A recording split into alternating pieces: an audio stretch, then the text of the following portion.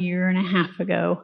And when I thought I was really onto something. I feel like everything just resonated, made sense. And I really felt like I was heading in this direction that I really needed to be going in to live an optimal life. What often happens because you've been living life and you've been allowing and not allowing, and in the receiving mode and not in the receiving mode, and really, if you're like most people, putting a lot into your vortex. And then when you first begin to consciously hear or remember this stuff that you know from your very core, so that resonant feeling is within you, then often there's a really exhilarating period of time when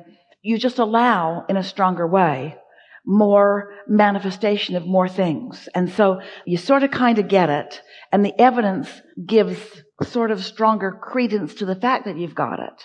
But then that begins to feel a little normal, and you sort of get into a little bit of complacency, and then you don't feel the big rush. It's sort of like you pull a rubber band back far enough. When you let go of it, it's going to go really, really far. But if you go, then you don't have that big rush. So what are you experiencing? We felt a big butt coming on here. It was a few months after I was introduced to you, I found out that I had this very rare tumor, this cancer, that it's 1 in a million. Of course, I'm going to have 1 in a million. You are all so unique that you could all Right. say that about everything. Oh, yeah. But we get what you mean. I know that everything has happened to me for a reason. There's a reason for this. And I feel like I was that rubber band, back and forth.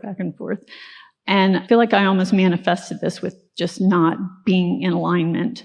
We have a question for you, and don't spend a lot of time trying to figure out the answer, but the answer matters, and we're not putting any pressure on you, but just sort of rest for it a little bit and then let it flow. Does it feel to you, knowing what you know, feeling who you are, and as often as you are in alignment, in other words, the you that you gather around the most often? So does it feel to you that this is about you having done something really wrong? Or is it about you wanting something really a lot, and this is an avenue for you to get that? Initially, I felt as if this was a punishment, but it's not. I feel like it's a blessing, and I feel as if... So tell us what blessings you've already discovered in it. The power of focus, the importance of not letting the condition be what dominates your thought, being able to choose around a condition, caring enough about how you feel that you're able to choose around a condition, and therefore you can accomplish anything, yes? It doesn't matter how big conditions are, you can think around them. Yes. That's pretty good, because most people don't have that opportunity. Most people are in a position where they can be sloppy, lazy thinkers. Correct. After I found out I had to go in for the surgery, and it was insane the amount of people that just came out of the woodwork to support me through this, that I felt like gave me my own internal power. The question that we have for you now is, does it feel to you that there's a criticalness and an urgency or an importance to your thought, to the way you direct your thought? Because you could get that impression from what we said before. Or does it feel to you like your desire is strong enough that you can find simple, easy resonance with your desire, and then it's done? The thing that we're really wanting to point out, people often say, I have this really, really, really big desire, and that makes them think two things. It's going to be really, really hard, and it's going to take really, really a lot of focus, which means it's going to take really, really a lot of time. And we want to convey, and you make it easy, we want to convey that it is as easy to create a castle as a button. It's as easy to attract something that feels really big as it is to attract something that feels really simple. But you have to make the thing that feels really big feel really simple. The rarity of this, the importance of this, the odds of this, all put you in a position where you work against yourself. But when you understand creation is creation, doesn't matter how big it is, it's the same thing that you apply. Doesn't matter how big it is or how rare it is, none of that makes any difference. You want something, your inner being's on it. It is as simple as that. It is not more complicated than that. Isn't that the wonderful message that you would like to give to the world? Because what people do who accomplish in spite of all odds, they give people the impression that creating is difficult. And it isn't. It's simple.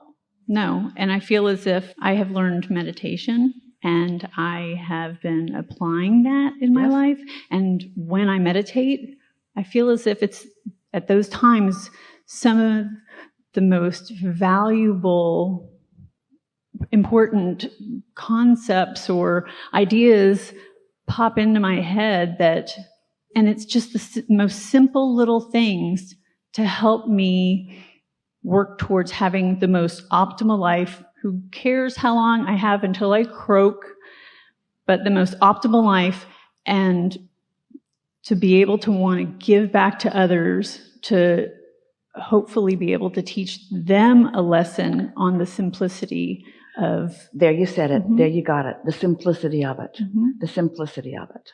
People who have simple things that they're reaching for have a hard time teaching others the simplicity of it because everybody thinks they already know that. But when you make something that seems complicated to people feel simple to you, and then you simply accomplish what you want, and then you talk about that, now you've done something. And sometimes I feel as if, sometimes this does not shut up, and it makes things so complicated. Well, it's all right, because you're always in the receiving mode. But more and more, as it matters to you a lot, and it does, about what receiving mode you're in. And then you feel the pleasure of that receiving mode, and you don't worry about slipping into the other. That's another thing that really helps. We want to say to you in a way that you can really hear, there's nothing serious going on here. There's nothing serious going on here. These are simple laws of the universe. You get what you want. You just got to think about what you want. And so this is an opportunity that's helped you to clarify that. And the other thing that I have to remember, and this is, and I felt as if when you walked out, nobody else was here except the two of us. And the things that you were saying, it was all directed at me. Yeah. And sometimes I feel as if I am a ball in a pinball machine, and I just am basically more about bouncing off the things that I don't want. Don't want that, don't want that, don't want that. It's all right. It's normal, and it's all right. And as we said, how do you know about clarity if you haven't had some confusion? How could you even differentiate the two? Right. It's true. It's just a matter of being able to take the time after I realize the things that I don't want that throw me out of the alignment to actually think about and take the time to think about what I do want. Because you said that, I'll say, okay, don't want that, don't want to be talked to like that, or whatever it is that I don't want, knowing inside that I want something good. For example, find the phrase that made you say that and give us the phrase. You don't want to be talked to like what? Who said what to you that you don't want to be talked to like that? We're going to show you something. I feel like I'm very sensitive at times. Yeah, you are. It's all right. That sensitivity is what helps you get into alignment. I don't want to be talked to like what? I don't want to... All right, so here's our answer, even though you couldn't quite formulate the words. But here's the answer, because we know. Right. We know. So here's the answer.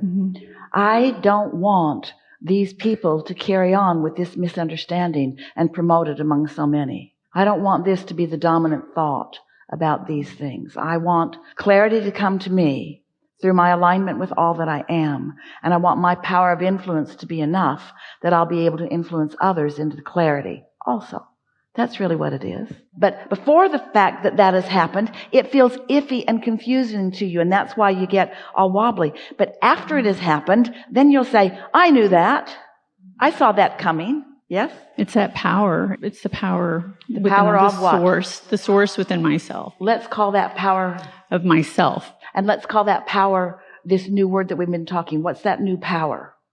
The influence of my inner being. If you're here for service, if you're here to influence knowledge and clarity, then don't you have to find it first? Can you be guessing and influence it? Can you be making it up? Can you be a hypocrite? Can you be speaking the words but not really feeling it? No. Can, but it doesn't work. No. And so you find it and you know it by the relief that you feel at first. At first it feels like relief, and then it feels like exhilaration. And then you don't worry about what anybody else is doing. You just revel in your exhilaration until you're so stable there that nothing else is you. And when you've got a strong desire like this, that's something that is so likely to happen, you see. Sometimes you come with bigger intentions than others, and that's a big one. It's going to serve you really well. I feel like it will. Yeah.